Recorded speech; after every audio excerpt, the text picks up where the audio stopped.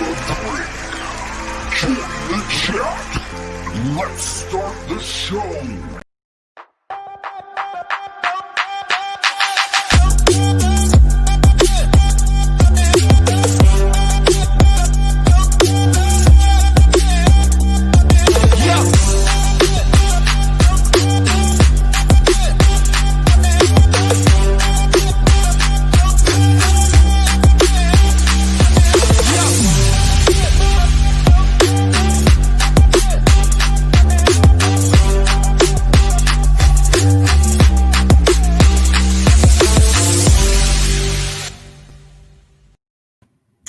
Good evening, everyone. Welcome to another episode of the Happy Hour Show with Lindsey Vertner. And depending on where you're watching from, it may be good morning or good afternoon. Either way, I welcome you.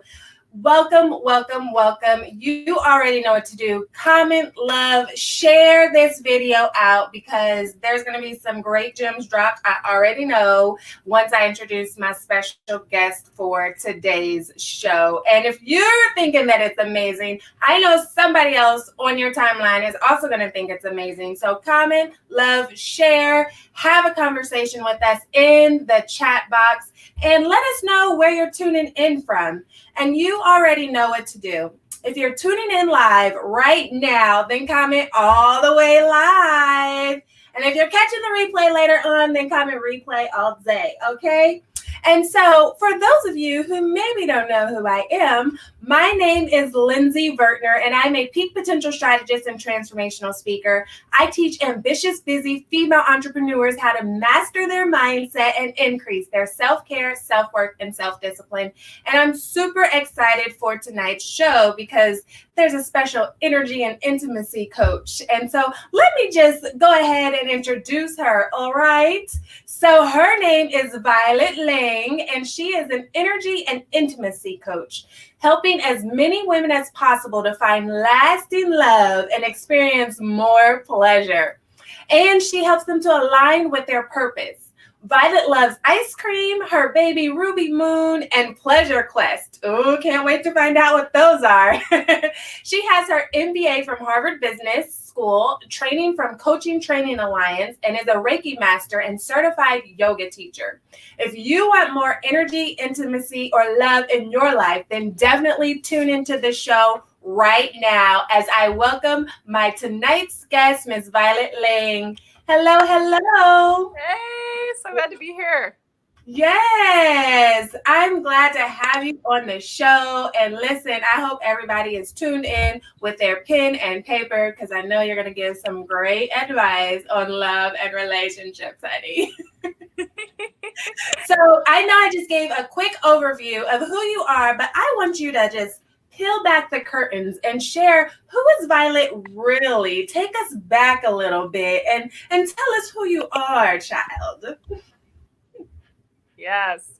Well, I am a girl from the Midwest originally, and I found my way to California. I live in Los Angeles, and I fell in love with the people, the vibe, the culture, the beaches, and my husband lives here too, obviously, and he is a filmmaker and director, so we get to do some cool art projects. And then he's a men's coach. So I'm a women's coach for love and relationship. He's a men's coach. So we're just starting to do some speed dating and other fun things with our communities. And I like being outside, especially living in California. It makes it kind of easy. My daughter just started walking, like hardcore walking, kind of run walking.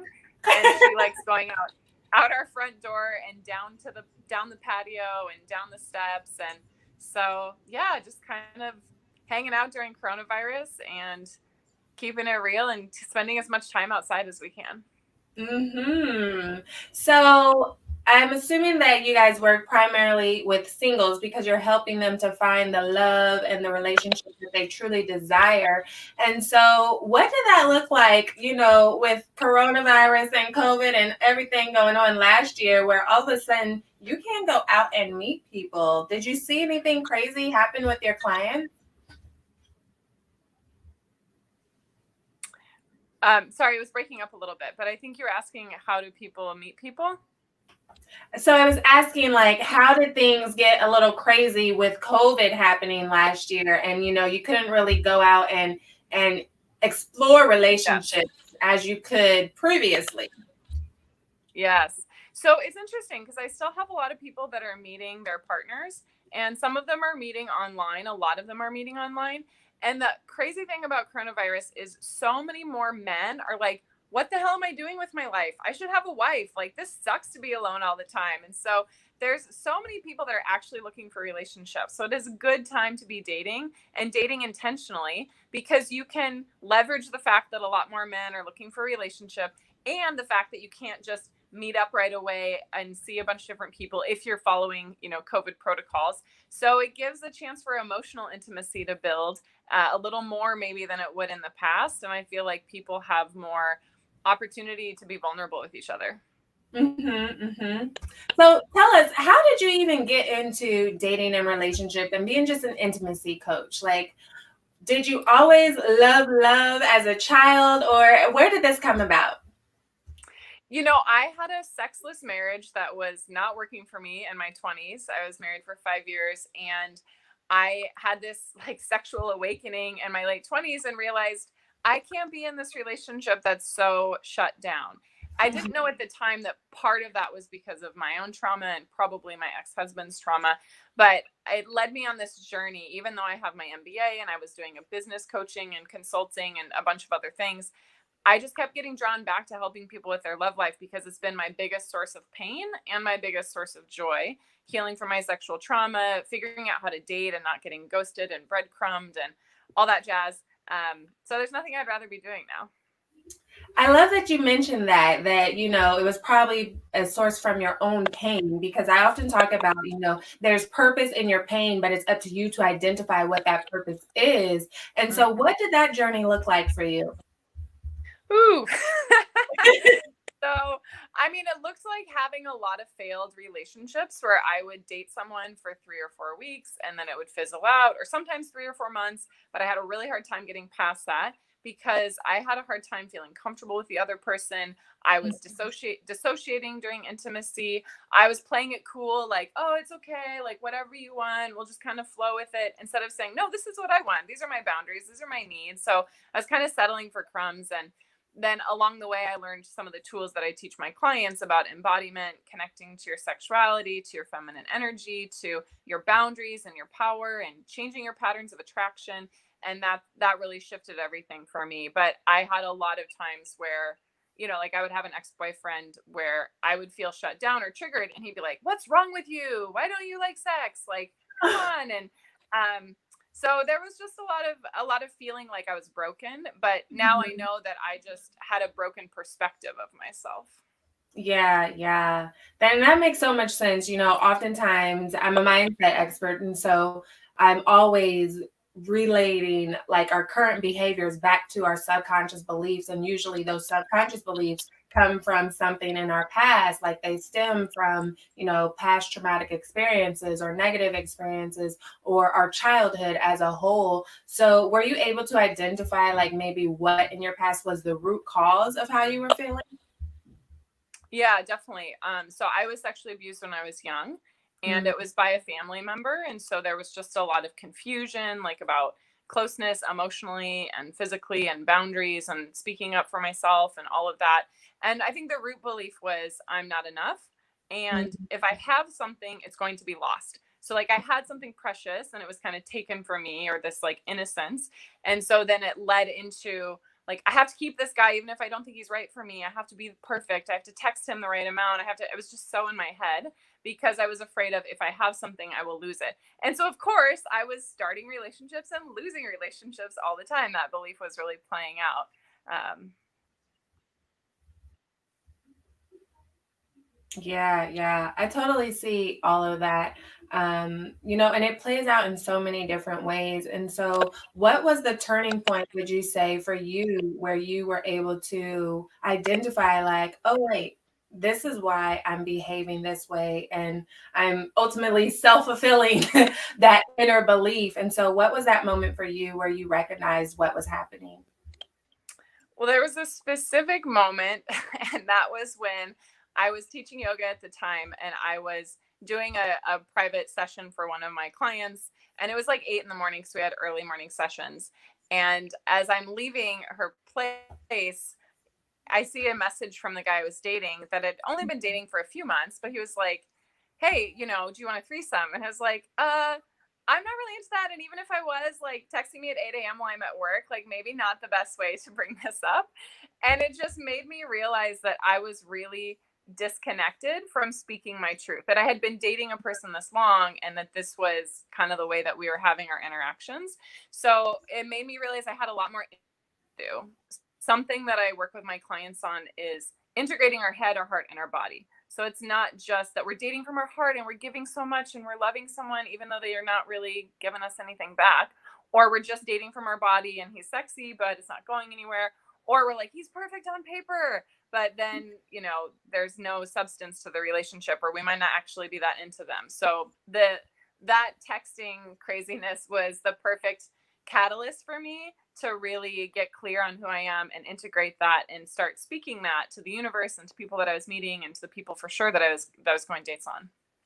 Yeah, that is so good. Listen, if you are just tuning in, you are watching the Happy Hour Show with Lindsey Vertner and my very special guest, Ms. Violet Lange. She is an energy and intimacy coach, and she is all about helping women to just be able to love and trust and find that good relationship for them. But she does it from within and helping the ladies to do that. So I know that you mentioned that you work with the women and your husband works with the men. So what does that dynamic look like, to have kind of that couple project going on?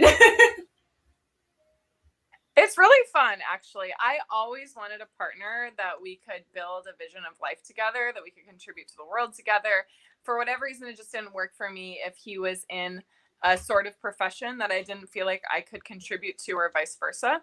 So I'm really lucky that we work together really well, we play together really well, we love together really well, and we just inspire each other. So we're starting to do more events for our community so that the people can meet each other, and there's lots of possibilities. At some point we'll do something for couples. Right now we only work with couples one-on-one. We don't have a big program about it, but that might change in the future. We've definitely had to think differently about our day-to-day, especially with COVID, and work on cultivating our passion and cultivating our physical intimacy and not just turning into roommates when we're spending so much time together. And that's been fun. My husband has really stepped up and planned some really cool date nights and doing some fun adventures for us, like hiking. And for Christmas, he got me a body painting ceremony. So some lady is going to like paint some cool designs on me, and our friend is going to take pictures. And so he bought tickets to live concerts that are happening virtually and plans them as date nights for us. And then I do things for him too. I'm doing some fun things, dancing for him, and got some sexy lingerie, and just connecting to my body, connecting to my pleasure instead of, as an entrepreneur, it's really easy for me to be so driven about the work that I do that I disconnect from myself, and I disconnect from our relationship, and I disconnect from my sexuality. And I think intimacy is as much for ourselves as it is for our partner. So having that juiciness for yourself is really important. Yes. I'm glad that you brought that up, because I used to be a sexual health educator, and oftentimes people thought it was just, oh no, it's all about, pleasuring yourself, or, all these other things. And I'm like, it's more about getting to know you and your body and what you like and you don't like, and creating those boundaries so that you can attract that partner that you want, should you want to be in a relationship. Because you'd be surprised how many women were in relationships but didn't know themselves. And it was like, oh goodness. That's important. Yes. I think what types of tips would you share? I think we're taught as a culture to not connect to that part of ourselves. We have this whole like Madonna and whore complex, and you can be a mom, but you can't be sexy at the same time, or all these other things. So I use a lot of this practice called the jade egg, and it's a little bit out there, but it's a Taoist practice from thousands of years ago. And it's helpful for letting go of anxiety, for healing sexual trauma, for toning and strengthening your pelvic floor, for increasing your orgasmic capability, and having better, fuller, deeper orgasms. So that's been a really amazing tool. But honestly, I think just checking in with yourself moment to moment and saying, how could this be even better? How could this be more pleasurable? We're taught to be in survival or to like get by. But instead of performing and then getting the reward, I'm like, if you follow your pleasure and you treat yourself well along the way, the pleasure then paves the way for more productivity and paves the way for more, performance and purpose and all of that. So a lot of times if I have something that I'm not looking forward to doing, this may be technical based or something that I've just kind of been putting off, I'll be like, how can I get myself into pleasure and make myself hot chocolate or take a hot shower and I say, if I don't have time to feel good while I'm doing it, I don't have time to do that thing. That is so true, because we have to enjoy our lives. That doesn't mean that we don't ever do the things that have to be done that aren't so much fun, but ultimately we want to be able to enjoy our lives. And unfortunately, there are so many people out there that are just living a ho-hum kind of life because they aren't tapping into themselves, and then they find themselves settling for relationships, or maybe they're fearful that if they get rid of this relationship, especially if it's a toxic one, then they won't find the love that they really truly desire. Or like you said, they feel like they're not good enough for that love that they truly desire, and so that they settle. What advice would you give to somebody out there that is maybe in that cycle of, I want more and I desire more, however I keep finding myself in these toxic relationships? I think it's important to do a little dating detox. I always have the women that I work with take 2 to 3 weeks and just get clear on yourself, self-love, self-respect, setting healthy boundaries. I teach my clients and myself how to like remother and refather ourselves. And even if you had the best parents ever, they still are humans that may not have known how to nurture you the way you want, how to help bring you the things that you want, and help teach you how to thrive during challenges. So remothering, refathering ourselves and healing those patterns from the past is the best 3-week investment you can make in yourself in terms of time, to just take a little bit of that reset. And then from there, you have a healthier pattern of attraction. I always say we have our catnip. We have that thing that we're just drawn to in someone else and we can't explain why. And it's normally because of our past patterns. Some of that might look like someone who's a little bit aloof or like emotionally distant, or for some people it's someone who's kind of a player and really sexy. Like, it just depends on the person, but that little detox is really helpful for resetting our patterns, and then doing it in community. Like, we all know the right things to do. We can all search 5 things to text a guy to make him text you back, but it's not about the strategy. Like you said, it's about the mindset, it's about the authenticity, it's about who you are and getting into a relationship you really love. Because if you don't like it while you're dating, it's not going to magically get better once you get married. Yes. And if anything, marriage takes even more work than dating. And so that's so funny that you brought that up, because, some people are like, oh my gosh, I met my husband yesterday and now we're married. And then other people are like, oh, we've been dating and living together for 20 years and now we're getting married on the 21st year. So, like, I know there's no magic solution, but what would you say is the optimal way to do things? For me, I personally think that you should get to know every side of a person before you walk down the aisle with them or go to the judge, or however it is that you seal the deal. Because, you might not like who that person is when they're angry, or you might not like who that person is when they're grieving or anything like that. And it's important that you know all the pieces of them before you make that commitment. So what would your advice be? I completely agree with taking your time to get to know someone and see how they show up during these life circumstances and changes, and make sure that you still respect and inspire each other. We need respect, but we also need inspiration so things don't get stale, and you both have to be bringing things back to the relationship. In terms of timing, I think it depends a little bit on someone's goals. There are people who, maybe are in their early 40s and they want to have a baby soon and they want to meet someone to have a baby with. But anyone can fake it for 3 months. Like, anyone can be the perfect boyfriend for 3 months. So please do. My take is wait at least 3 months before being super serious about anything.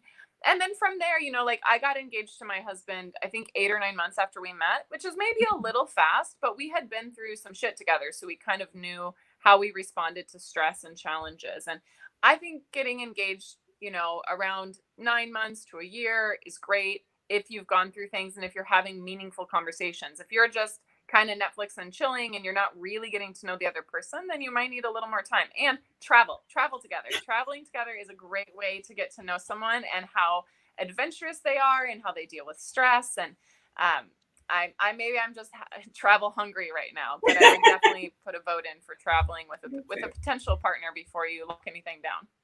Yes, I love that. Making sure that you're having meaningful conversations. I absolutely love that because that's true. Because you can spend a lot of time around someone, but not be doing anything with substance. And like everything is very superficial. And so then you go and you tie the knot, and down the line, something major happens. And then you see all of this other stuff come out, and you're like, whoa, where did that come from? And so that's absolutely right. Like, you gotta make sure that you go deeper than the superficial stuff, the surface level. Yes. And that's what's wrong with the apps right now, is so much of the apps are about your favorite reality TV show or something like that. And that's fun, but that's not really going to tell you if you're compatible with someone. Like most of us are not looking for someone who has the same interest in film, although it's nice. We're looking for someone who has the same vision, the same values, the same drive, the same hunger for life, the same things that make them tick and make them excited. And yeah, it's a great opportunity to better understand who someone is before. I think your choice of partner is one of the most important decisions you will ever make, because you can more easily change in some ways, your health, because it's all under your control. But getting together with someone else, I feel like you're both 100% responsible. You're both responsible for the relationship. So how do you make it the best? And how do you make it give and build to each other? Like, how do you make it be even better than it was before, so it doesn't feel like it's an obligation? Mm-hmm. Ooh, I like that. So it doesn't feel like it's an obligation. And that's so true. Like there are so many conversations that need to be had before you walk down the aisle, like about money, about child rearing, about religion or spirituality. Like you need to be having all of those conversations before you get to that step of like, oh, let's get hitched. Let's do it. Because what if it's a non-negotiable that they are on the opposing view of? Like that's important to know before you get married. So I absolutely agree. Right now, if you're just tuning in, you are watching the Happy Hour Show with Lindsey Vertner and my special guest, Lange. And I think that right now would be an absolutely perfect time to play a little game that I like to call What's in your cup? Yes. Not really a game, more than like a nice little moment. So this is the part of the show where we find out exactly what's in your cup. So wherever you are watching or listening from, put in the comments right now what you are sipping on. And if unfortunately you don't have a drink, it's okay. Put whatever drink you're going to have after the show is over, what you're going to make yourself, okay? But first, we're going to allow our guest to share what she's sipping on, and then make sure you give us some nice little cup cam and show your cup off. All right. Well, I'll show my cup first. It's a sparkly cup that my previous virtual assistant made for me that says, "I'm just a lady boss building my empire." Ooh. And it makes me smile. I especially like the gold. It just makes me feel bright and shiny. And then I actually have a little bit of white wine in here. I just stopped breastfeeding my daughter like a month or so ago, so I've just started drinking again. And not that I'm a huge drinker, but I'm really enjoying having a glass of wine every once in a while. So it's delicious. Yes. What kind of white wine? It is a Pinot Grigio. I don't know that much about white wine. I got 2 different bottles of the same variety. And unfortunately, the one that I served when we had friends over in the backyard and did like a COVID socially distanced dinner with neighbors. But the one that I gave to them, it was not that great. And the one that I just opened is really amazing. So I'm like, oh, well, I wish they had the better one, but I'm really digging this. So. Hey, I mean, you didn't know. It's the thought that counts, right? Yes. Oh, what are you drinking? Awesome. So over in my cup, mine's just a nice plain tumbler here, but I really wanted to make sure I did something clear today so I can show you how fancy I was trying to be. Let's see if you see those little things floating in there. Those are blueberries. I put some fresh blueberries in there. And so what I have is Simply Lemonade, blueberry flavored lemonade. But of course, there's a party inside. And so I've got a splash of strawberry rum and a splash of banana rum. And I just made it up while I was in the kitchen. And so that's what I'm sipping on. Nice little balance. It looks delicious. It tastes delicious. I didn't know what it was going to taste like, but I was like, you know what? Strawberry, banana, add the rums, put in the lemonade, and a little razzle dazzle with some fresh blueberries. So that is my drink, and it is very delicious.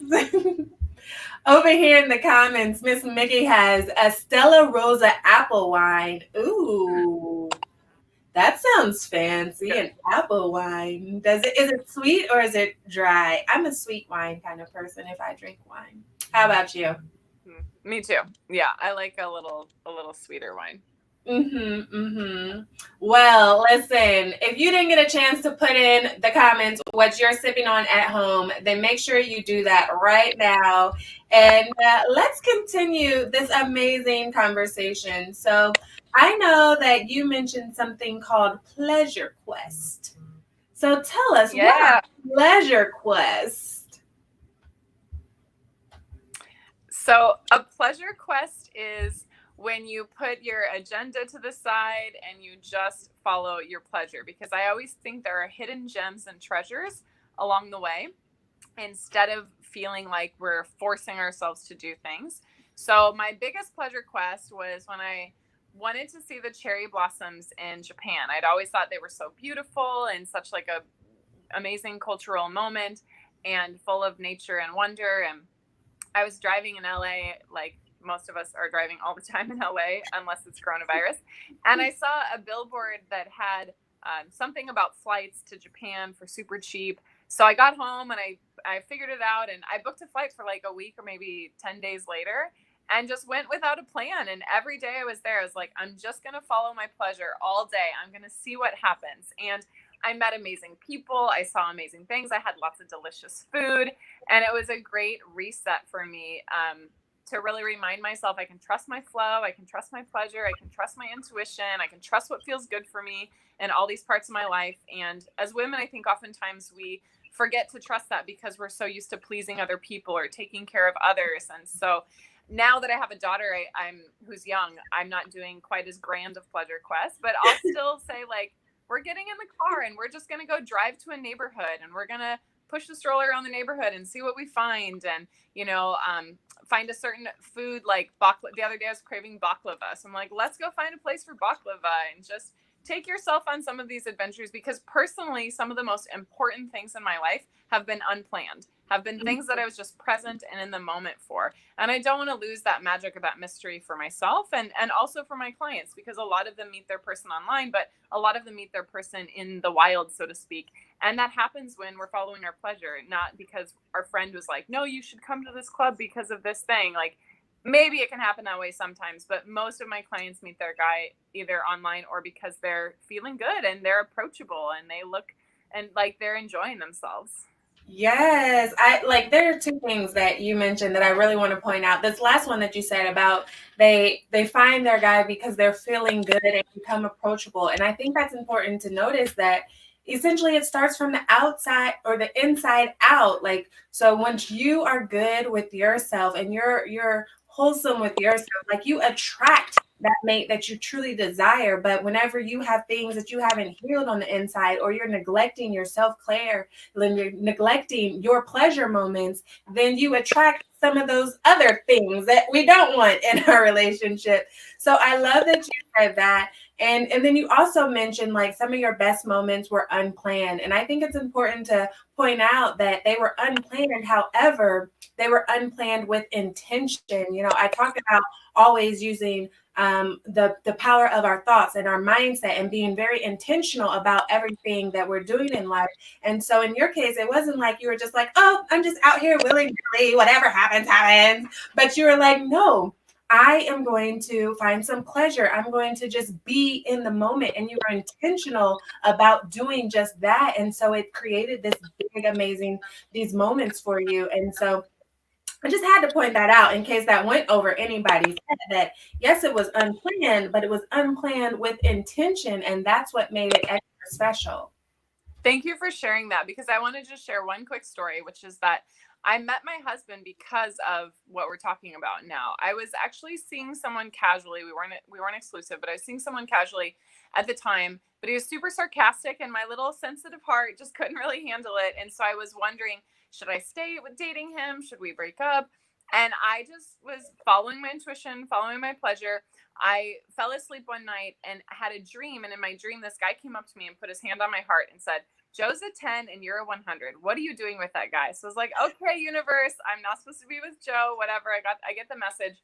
But 3 weeks later, I go to an event on lucid dreaming that a person I had met at a party the week before invited me to. And it just so happened that I was going to be in downtown LA, right by where the event was happening, or somewhat close. To make a long story short, I had a dream about my husband 3 weeks before I met him in real life at an event on dreaming that I normally wouldn't have gone to, but my schedule allowed it and the location was great. And I had randomly gone to a party that I felt like my pleasure was calling me to the week before, where I met the person who is leading the dreaming event. So you never know how these little synchronicities are going to play out in your love life or in your business or all these other parts of your life when you build relationships and when you stay connected to yourself. Yes, I love that. I love that because I don't believe in luck or coincidences. Like everything happens for a reason, but sometimes we miss those moments that are connecting the dots or leading us to what we truly desire because we're too busy being focused on other people or we're lacking self-care, and so our brain is all cluttered, and so we can't see this little nudge to go here instead of here. Or maybe we're trying to please somebody else. So it's like, well, I'm going to put what I want to do on the back burner. Or I've been pleasing other people so much that I don't even know what I want to do anymore. And so I love that you pointed that out. Yes, you're so right. Like, I loved what you're saying about if we're not taking care of ourselves, how will we possibly find our intuition? Y'all need to put that on a shirt. If you're not taking care of yourself, how can you possibly find your intuition? Love, Violet Lange. That's basically what you said. That's what we're talking about, So, yeah, it's just reorienting yourself to feel good first, and then everything from there can flow. And going back to your idea of pleasure quest, I just love that whole method right there, taking yourself on pleasure quest, because a lot of people, they hear pleasure and they automatically think, oh, it's an orgasm, oh, I'm masturbating or something like that. And it's not about that. It's about being intimate with yourself and connecting with yourself and doing things that bring you joy and happiness, that form of pleasure, which is just as equally important as an orgasm. Totally. And I think that the guilt or the negatives associated with pleasure is totally just part of the patriarchy. It's like for a woman to have pleasure is considered to be like guilty, or it's just sexual. But if you said this similar thing to a man, like conquest or penetration or like achievement or like getting scoring, whether it's scoring in a bedroom or whether it's scoring in any other part of life, they don't think, oh, that's sexual. But with women, it's like we're told culturally that we shouldn't feel good and that pleasure is just sexual, so therefore we should be ashamed of it. And I want to, I think you agree, I want to break all of that paradigm to say that pleasure is just feeling good, and whatever feels good and is integrated and aligned with your purpose and intentional is going to get you where you want to go even faster. Yes, absolutely. Absolutely. And it only helps to make your relationship even more whole when you're able to identify what brings me pleasure, in all of the ways, and taking it back to the sexual with the partner type of pleasure. I remember when I was a sexual health educator, like sometimes I would meet those women more often than not, unfortunately, where they had never had an orgasm with their partner, or like, being intimate with their partner was a chore, and like my heart would just break for them. It's like, oh no, let's connect with you and then figure out how to connect with your partner. Yes, you got it. So, if you are just tuning in, you are watching the Happy Hour show with Lindsey Vertner, that's me, and my lovely guest, Miss Violet Lange. She is an energy and intimacy coach, and she has been dropping all kinds of gems about finding your own pleasure, things that makes you happy, and how that helps to attract your soulmate that you can truly live that good life with. So, I want you to share some funnies with us. Like, what's the worst dating advice that you've ever heard, dating or relationship? I think the worst dating advice is that you should try to get your man back if you've broken up, or you should try to reel him in, or you should try to text him to get him to want you, because it's just giving your power over to this person. And if you've both decided to grow, you're like, look, this didn't work out, but maybe in the future it will. We're both going to go get right separately. Mhm. Like, that is all good. But there's a lot of dating advice about just how to lure a man back to you. And I'm like, honey, do you still want that man if you broke up for a reason? So I Right. think that's the worst. I think that's the worst dating advice out there. And I forgot your other question. I think that was it. I was just like Okay. dating or relationship. But that reminds me of the saying that, don't go trying to find your happiness in the same place that you lost it. And so it's like, remind yourself there's a reason that you broke up. And so, do you even want that person back again? No. Over here in the comments, Tanisha Leah says, let's connect with you first, then connect with your partner. Absolutely. Absolutely. That is so true. And so I just want to share really quickly for the relationship advice. I think people say, like, relationship is sacrifice, and the more that you love your person, the more that it's hard work, and it's going to have its challenges. But to think that relationship is all about sacrifice, I think is setting you up for feeling miserable instead of recognizing you and your partner get to decide the metaphor of your relationship, and you get to decide the purpose of your relationship. So if your metaphor is sacrifice, then you're going to be doing a lot of sacrificing. But if your metaphor is growth, then you're like, okay, whatever comes up, we're going to grow through this together. And if your purpose is, to figure out who's doing what and to keep score, then you're always going to feel a little resentful, or how come he didn't do the dishes last night when I did. But if your purpose is to my husband and our purpose is to radiate love. So we're like, wherever we go, we just want to radiate love and open people's hearts and inspire them.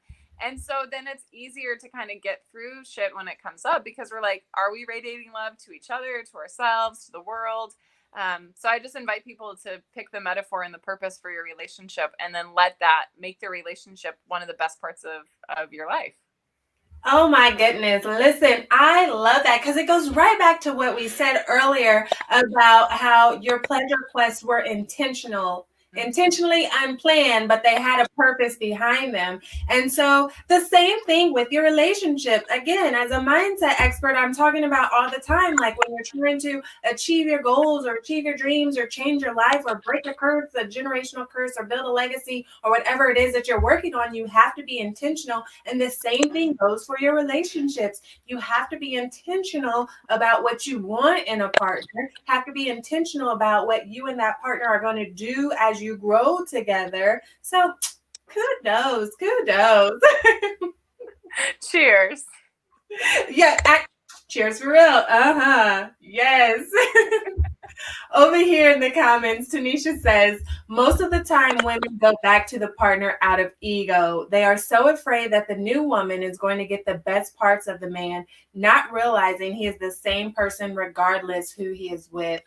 Mm-hmm. What do you have to say on that comment? Because I know that can bring all kinds of gems out. I say preach. Like, I agree with that comment. I think that, we think that someone's changed. Like, oh, after we broke up, he met someone and they got married after 6 months. What did I do wrong? Why did he, find someone right away?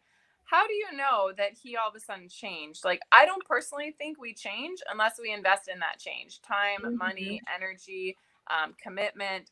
And so we can change as quickly as we're willing to grow and willing to make those commitments. So I totally agree with Tanisha. I think that if he's with someone new, she's not maybe getting the best of him. She's just getting whatever she's willing to put up with, and he's getting whatever, he's willing to put up with. So I don't mean to be so negative, but I think that we always think that the other person, like, has it better or has moved on, but But we really don't know. It could be their own intimacy issues of fear of getting into a relationship, or who knows.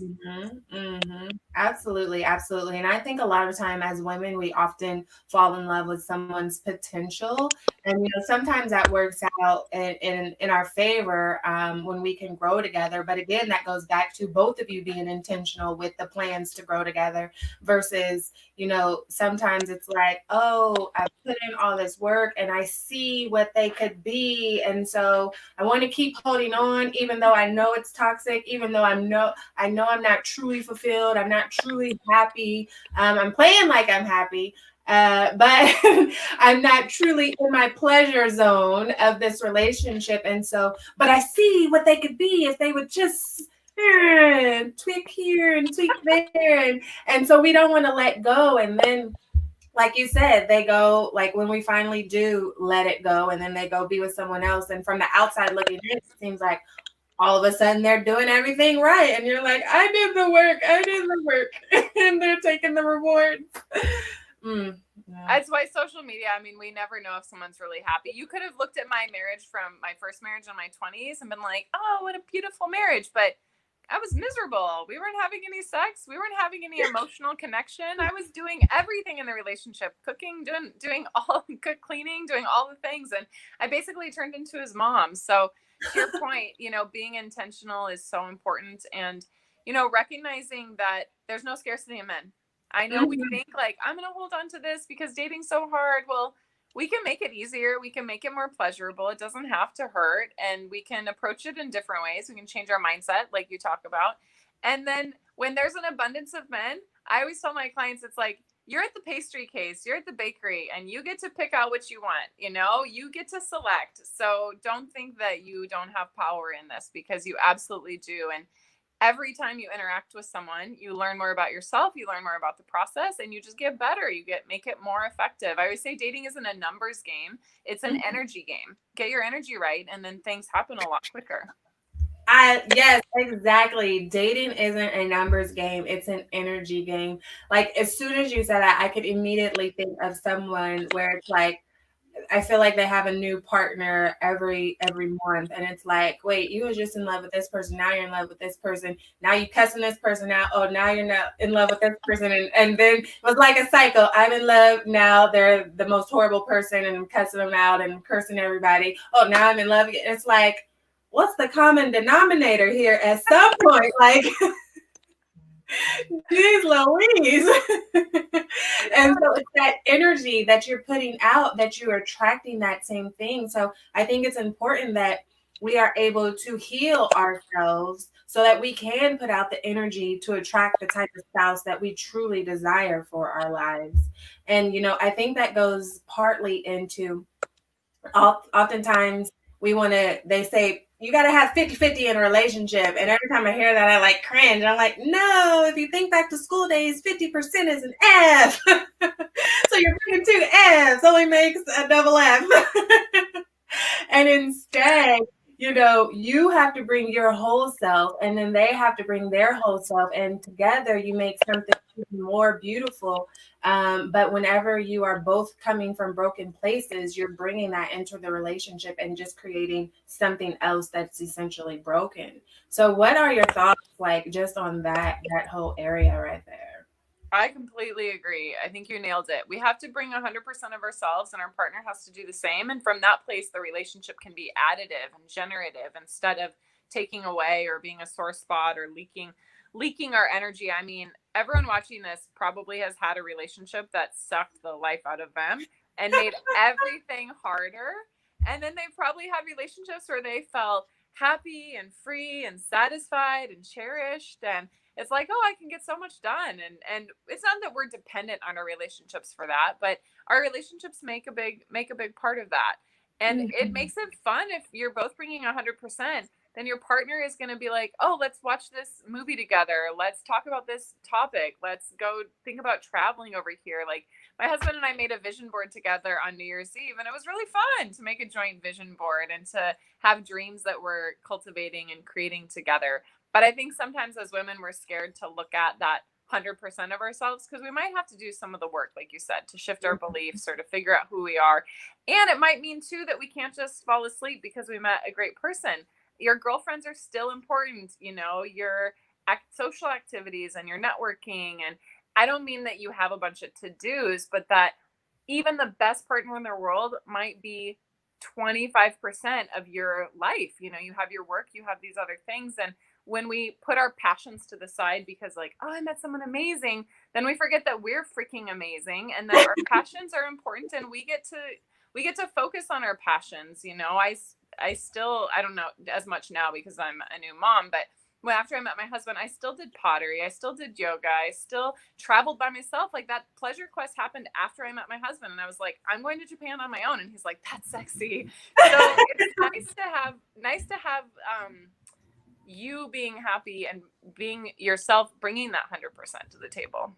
I love to travel just like you, it sounds like. And I'm glad that I have a husband that understands that I love to travel. Like, oftentimes I'm traveling for work. But one time I had a business retreat, and my trip was extended because after the business retreat was over, I was going to fly to another country and just be there by myself. And I was so excited.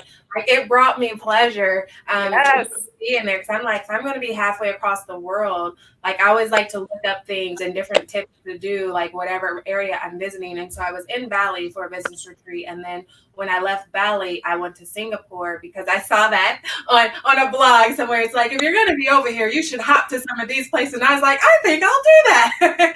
and so I was just able to have that moment. And like, I didn't get any fight from my husband as far as like, well, what do you need to do that for? Because sometimes as women, whenever we do express our needs or our wants, like, we get that backlash. Well, what are you doing that?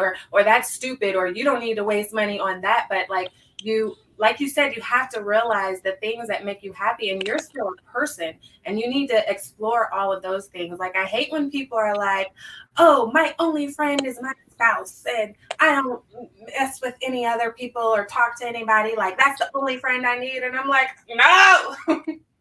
You still need an outside life, and your spouse needs an outside life, and you need a life together.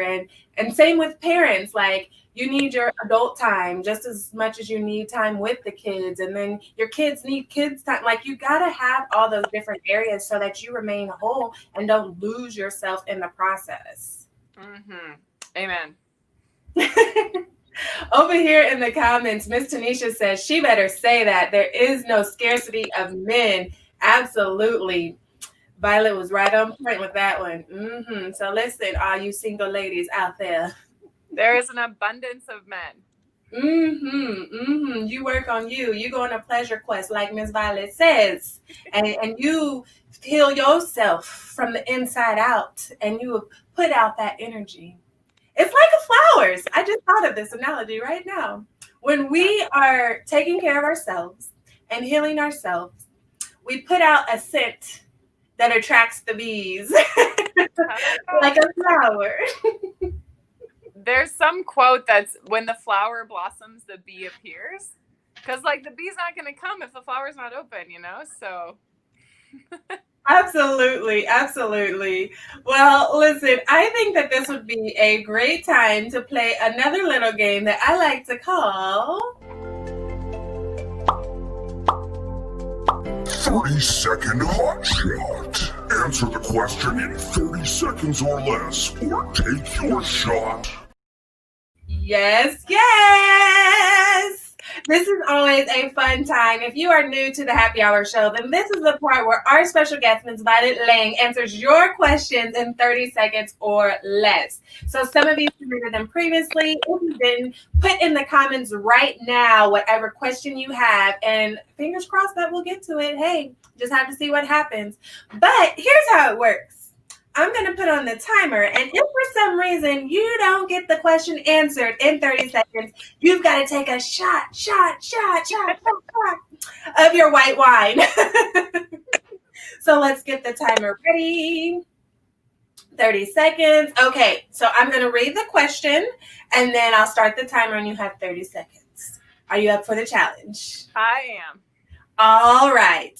So the first question says, ooh, what are your thoughts on internet dating? Go. I think it's a great way to meet a lot of people and remember that there is an abundance of men. But take your time and date based on values and vision. Don't be afraid to ask deeper questions to get to know them. And then focus on what is attractive versus what isn't attractive about them. Ooh, with 13 seconds to spare. Sweet, sweet. So the next question says, how does one balance having kids and dating? Go.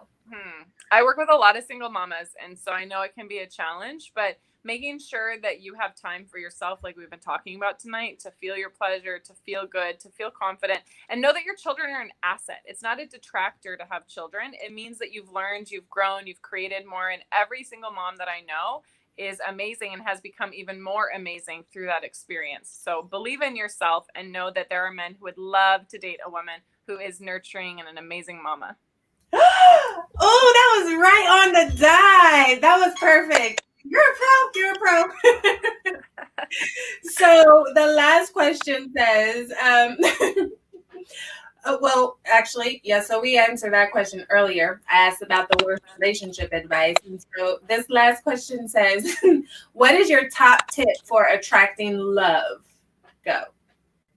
Focus on feeling good. I was at a gas station once and I was just feeling myself and I was thinking, this guy over there is really cute. He's going to come ask me out. And he did. So tell yourself, like, I'm attractive. I'm going to be asked out. Of course he's checking me out. Of course he's going to ask for my number. And believe in yourself. Know that you're flirting from your treasure. You are the treasure. You don't need to get anything outside of yourself to feel good. And he gets to, if he's lucky, enjoy spending time with you. Nice. Listen, no one had to take a shot because you made all of your shots.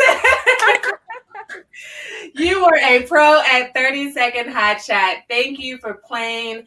And so I talk a lot about living a first-class life. And what that means is that you are intentional about the life you are creating for yourself. You try to create happiness in every moment that you can, and you shed away those masks of fear, mask of doubt, mask of living up to other people's expectations. And instead, you show up boldly and confidently and unapologetically as who you are, flaws and all. And so that's what living a first-class life is all about. And so I have to ask all of my guests, how do you intentionally create happiness in your life? I think by following my pleasure. You know, I wake up in the morning and I pick an intention, like a word for the day. And I normally pick a color too, because it's really fun. So like turquoise harmony or, you know, green wealth or whatever it is, or passionate love, pink passionate love. And then I let that intention guide me and let my pleasure guide me. And it always takes me to really delicious experiences because when I'm feeling good, I know that I'm worthy of experiencing good things. Look, when I'm feeling good, I know that I'm worthy of experiencing good things. There is your affirmation for the rest of the week. Compliments of Miss Violet. Thank you for sharing. I can't believe that it's already been an hour. If you are just tuning in, make sure you definitely go back and watch the replay of the Happy Hour Show with Lindsey Vertner and share this video out no matter where you're watching or listening from, because you might not have needed the information, although it was great for everyone, but you never know who in your life could have used the advice in this show tonight. So I want to thank my special guest, Ms. Violet Lange, all over again. You see her info right there. She is an energy and intimacy coach. Make sure you check her out at violetlange.com, VioletLange.com, and follow her on Instagram, Violet Love Lange, and just check her out. And I know that you have a freebie for the listeners. So tell them about this right here. I do. I have a 45-minute call with me that you can book if you go to violetlange.com/talk.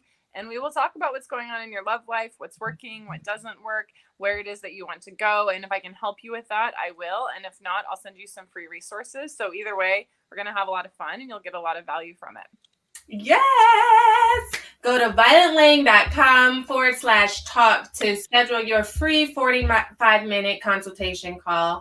And then make sure that you sign up for updates at bit.ly/happy updates, because our special guest has a happy hour special, but you got to be VIP to get it. 75% off the Trust Yourself in Relationships course. So make sure you get on the VIP list right now so that you don't miss that code to get 75% off that relationship course.